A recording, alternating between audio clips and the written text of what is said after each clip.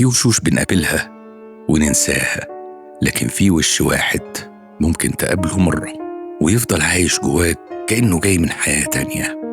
ساعات بتشوفه في حلم وتفتكر إنك نسيته، بس لما تشوفه في الحقيقة تحس إن اللحظة دي مش أول مرة تعدي عليك. تحس إن الحلم بس بيفتح لك باب الحكاية.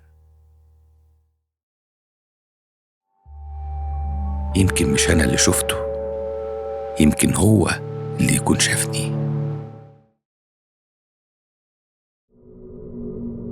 نفس العينين اللي فيها هدوء يخوف. قلت له: هو أنا شفتك قبل كده؟ حاسس كأني أعرفك.